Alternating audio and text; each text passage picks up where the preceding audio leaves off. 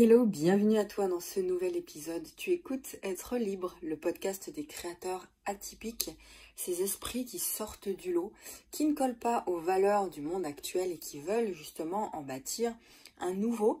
Aujourd'hui, je suis à la maison parce qu'il pleut dehors et je voulais te parler de quelque chose d'important, d'utile. On va rester vraiment sur des choses simples mais très utiles aujourd'hui si toi, tu connais des moments de grande fatigue en ce moment, de stress et même d'angoisse, tu sais, des crises d'angoisse. Pour toi, ou peut-être que tu vis avec quelqu'un ou dans ton entourage ou des clients à toi, vivent ces moments-là. Je vais te proposer ici quelque chose qui va beaucoup t'aider par rapport à ça, qui va te permettre de réduire l'angoisse, de réduire les inquiétudes.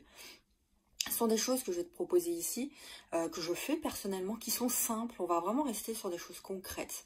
En ce moment, on vit tous la période si prête à ça, de peur, d'inquiétude, des difficultés à se connecter à l'instant présent. Alors que, au contraire, c'est fondamental d'apprendre à y parvenir, à connecter à l'instant présent en ce moment. C'est fondamental. Est-ce que tu sais à quel point, justement, c'est fondamental, encore une fois, avec ce qu'on vit, d'apprendre à se centrer, d'apprendre à travailler sur soi, d'apprendre à faire un travail qu'on appelle aussi un travail de guérison, notamment émotionnel, soi-même, avec soi, au quotidien. Faire ce travail d'introspection avec soi, et puis se faire accompagner aussi si vraiment on n'y parvient pas, si vraiment c'est douloureux. Prendre un coach, prendre quelqu'un qui va t'aider, qui va t'accompagner pour ça. Alors, donc dans cette première étape, déjà toute simple à réaliser dès maintenant, si tu vis comme ça des crises d'anxiété, ça peut même être des crises, encore une fois, ou de stress. Alors cette première étape, c'est avant même de passer à autre chose, tu sais, avant même de chercher à faire un travail plus profond. Ce qu'il faut faire, c'est d'apprendre déjà à se poser. Pourquoi est-ce qu'on part dans des discours complexes toujours ? Même les créateurs dans leurs vidéos, dans leurs podcasts, des choses complexes, alors que c'est important de revenir à la base. C'est si important d'apprendre à se poser, à ralentir, à se connecter à soi. C'est des choses simples, mais c'est pas simple à réaliser, c'est pas simple à faire. Parce que dans le brouhaha extérieur, dans le monde actuel, le monde va tellement vite qu'on a appris, qu'on n'a plus appris, qu'on a désappris même, on a oublié de se connecter à soi. Et c'est vrai que je le dis assez souvent ça, mais c'est pas mal de le répéter, de répéter ces choses-là. Quand on vit des crises d'angoisse, quand on vit l'intensité émotionnelle, les pensées elles vont très vite. Et puis on est déconnecté de ce qui se passe dans notre corps. On est déconnecté de ce qui se passe dans notre corps. Et les mots du corps, eh bien, sont les mots de l'esprit. D'où l'importance de retourner dans ton corps, d'apprendre à écouter ton corps, les mots, les messages qu'il t'envoie. Des émotions qui ne sont pas vécues, eh bien, en quelque sorte, tu les ressens dans le corps. Et ces mots que tu peux avoir, donc ça peut être des maux de ventre, ça peut être des maux dans la nuque, ça peut être dans les jambes, ça peut être dans le dos, etc. Eh bien, tout ça sont des émotions non vécues quelque part. Et c'est nécessaire de retrouver justement une connexion précieuse avec ton corps et de t'accorder des moments pour l'écouter en fait. C'est tout bête, mais des moments toute seule où tu t'isoles dans une pièce, même ça peut être même plusieurs fois par jour, pour te demander voilà qu'est-ce que je ressens là, et souffler, être avec toi-même. Donc cette connexion précieuse avec ton corps pour comprendre justement ce qui se passe à l'instant T, les messages qu'il te transmet. Et si tu ralentis, eh bien ce sera beaucoup plus facile de comprendre ça, d'écouter ça, de te poser et de te connecter justement à la nature. Ça peut être aussi dans la nature, à la terre en fait. D'ailleurs la nature qui apporte tellement de sécurité. À chaque fois que je vais me balader dans la nature, dans la forêt à côté de chez moi, c'est toujours la même chose, une telle paix, une telle sécurité en fait. C'est vraiment l'ambiance de la nature, on revient aux sources. Et c'est pareil, si tu aides quelqu'un, par exemple, qui a des angoisses, c'est la même chose, c'est de lui apprendre à se connecter à sa respiration. Alors, évidemment, quand on est en pleine crise d'angoisse, ou d'inquiétude, ou de stress, voilà, c'est difficile de se connecter à l'instant présent, ça c'est clair. Parce que les émotions sont à vif, donc on ne pense pas à ça, c'est pas le truc du moment. Mais ce moment de respiration, c'est important de le faire entre les crises, entre les moments d'inquiétude, tu vois. Et c'est pour ça que quand quelqu'un vit des crises d'angoisse, d'inquiétude, tout ça, bah, c'est de lui faire toucher quelque chose. Tu vois, de lui faire prendre un objet dans ses mains. Pendant les périodes de stress, quelque chose de physique, quelque chose de matériel, même pour toi. Prends cette conscience, développe cette conscience-là dès maintenant. Imagine, tu m'écoutes là, t'es certainement en paix, peut-être que ça va, j'espère en tout cas. Au prochain moment où tu te sens vraiment hyper angoissé, où ça va pas du tout, prends quelque chose dans tes mains en fait. Quelque chose de physique, de matériel, pour te rendre compte de l'instant présent. Et puis pour redescendre un petit peu émotionnellement. Ça c'est bien aussi de faire quand tu es avec quelqu'un justement qui vit ces moments intenses émotionnellement. Et entre les crises, bah, c'est apprendre à se poser, à se relaxer et à bouger lentement.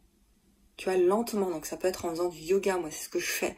Ça peut paraître simple ce que je suis en train de te raconter, mais toi-même tu sais que généralement les trucs simples on les fait pas.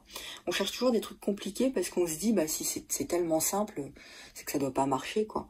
Alors que bah c'est justement parce que c'est simple que ça fonctionne et que la plupart des gens ne le font pas parce qu'ils se disent ça. C'est trop simple pour que ça fonctionne. Mais fais-le et je te garantis que avec le temps, c'est un entraînement tellement salvateur ça. Donc bouger par exemple, je te disais, sur un tapis de yoga.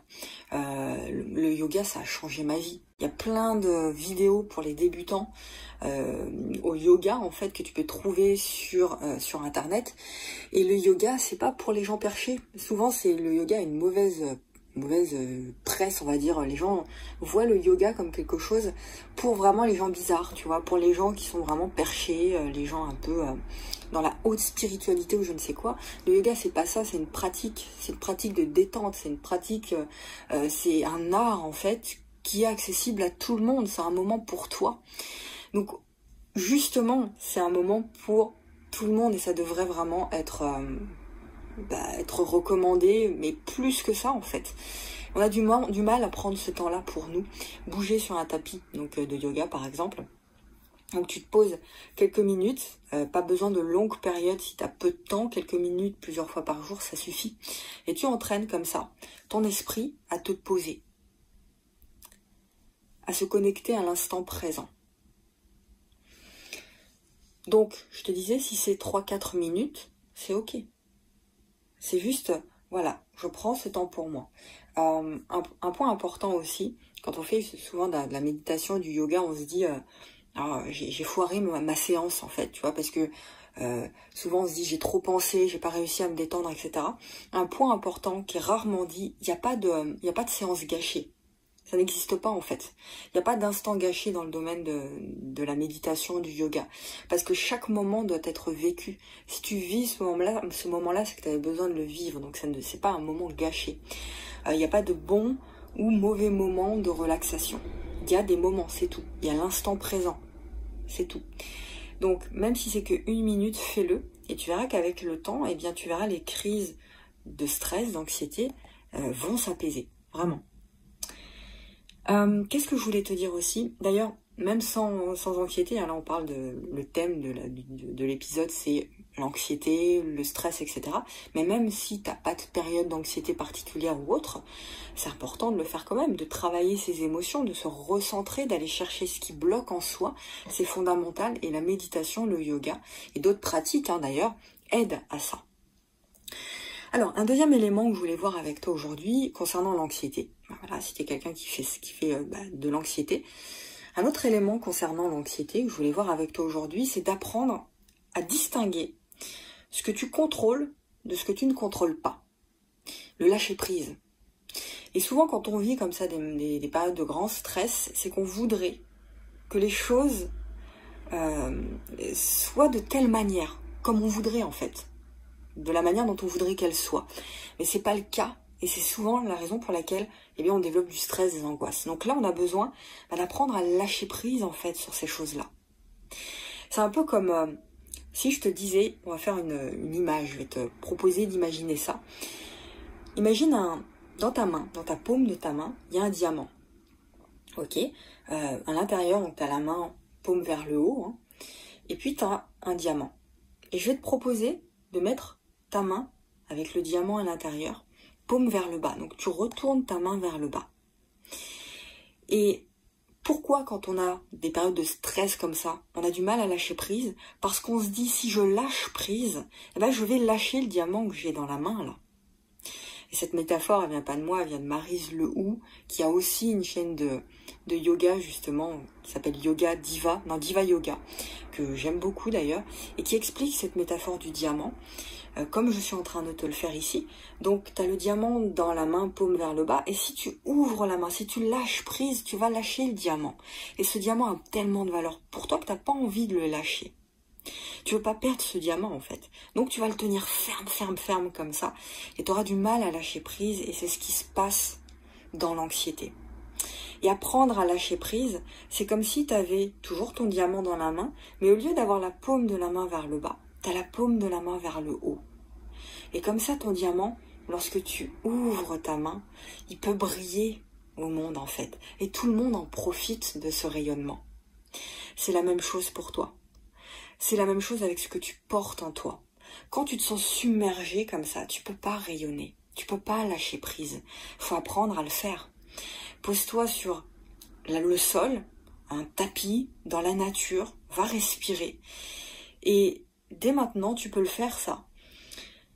Tu fais une séance de respiration abdominale. 5 respirations par exemple.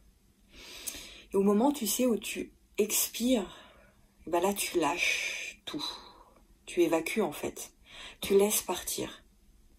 Et tu essaies de voir comment à ce moment-là où tu fais ça, tu peux faire pour lâcher prise. Comment est-ce que tu peux faire pour laisser aller les choses. Et en même temps que tu fais ça, bah, tu laisses aller l'air dont tu n'as plus besoin. Ok.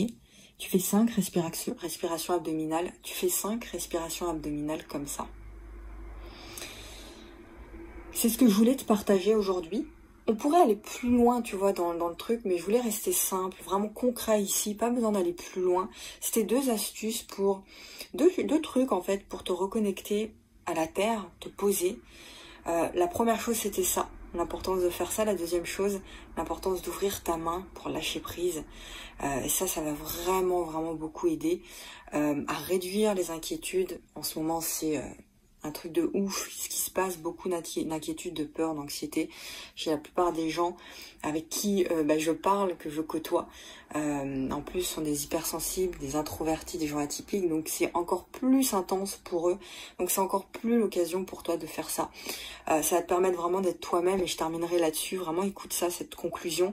Être soi-même, c'est se positionner en fait, c'est poser des limites. Et pour poser des limites, il faut être dans le lâcher-prise. Pour être soi, il faut être dans le lâcher-prise, tu vois. Et quand tu es capable de faire ça, tu verras que petit à petit, tu seras capable d'exprimer ta voix. Tu seras capable même d'être un messager, d'être une voix pour le monde, d'affirmer ta vérité à toi, de libérer ta parole. Et tu libères ta parole en faisant des toutes petites choses comme ça. C'est pas des trucs complexes en fait, se poser, se reconnecter à soi, guérir, aller chercher. Évidemment, ça fait mal. Parce que tu iras chercher des blessures pour pouvoir le faire. Si vraiment tu fais un travail plus profond. Mais là, tu vas libérer ta parole.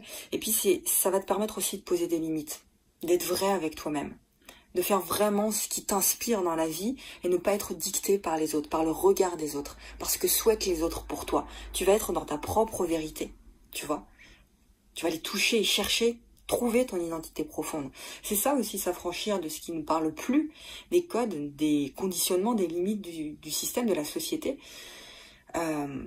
Ça va te permettre de faire ça. Donc voilà ce que je voulais te dire. Sois honnête avec toi aujourd'hui. Si tu sais pas aujourd'hui, si tu traverses des moments de stress, d'angoisse, parce que parfois on le sait pas. Essaie d'être honnête pleinement avec toi et fais ce travail-là. Ça va beaucoup t'aider dans ton unicité, d'aller chercher en toi ce qui bloque et ce qui doit être guéri pour t'ouvrir en fait au monde, pour ouvrir ton cœur et répandre ton amour, rayonner en fait. Voilà ce que je voulais te dire aujourd'hui. J'espère que cet épisode a pu t'aider. N'hésite pas à le partager d'ailleurs sur les réseaux sociaux. Je sais que vous le faites et merci à ceux qui le font. Continuez de le faire par email, sur vos réseaux sociaux, même sur WhatsApp. J'ai vu qu'il y avait des gens qui partageaient sur WhatsApp. Alors je sais pas comment ça se passe, il faut que je regarde tout ça. Qui fait ça, mais en tout cas merci à ceux qui partagent. Et dernière chose, dans la description, il y a une série de liens notamment le lien de ma toute dernière formation. Le tarif de lancement s'arrête demain d'ailleurs. C'est une formation qui est consacrée aux hypersensibles et aux introvertis. Pendant 22 jours, tu reçois un audio, une capsule coaching par jour pendant 22 jours. On travaille sur tes émotions, sur mieux te connaître, sur comment faire pour créer une vie beaucoup plus libre et mettre plus de sens justement à ce qu'on fait. Donc ça t'est consacré, toi, si tu es hypersensible, introverti, tu te reconnais là-dedans, c'est le premier lien. Il y a même une partie consacrée au marketing, si tu veux te lancer sur Internet, lancer ton activité de cœur. C'est le premier lien, le tarif de lancement s'arrête demain. C'est un tarif de folie, tu verras. Donc n'hésite pas, ça s'arrête demain, je te disais, à minuit. Donc profites-en dès maintenant, il y a tout un tas d'autres liens aussi, notamment le lien de mon canal privé. Rejoins-nous aussi, je partage ma journée d'entrepreneur hypersensible, des choses un peu plus intimes que je partage nulle part ailleurs. C'est le second lien pour le canal Telegram. Et voilà, il y a plein de choses qui arrivent. Je vais me reposer aujourd'hui, je suis en vacances d'ailleurs. Ça on dirait pas, mais c'est le cas. J'en parle dans ma lettre privée d'ailleurs du jour. Bref, je te laisse là-dessus. Je te retrouve très très vite pour de nouvelles aventures. Je te souhaite de passer un excellent dimanche. Prends soin de toi et surtout, ose dire au monde qui tu es vraiment.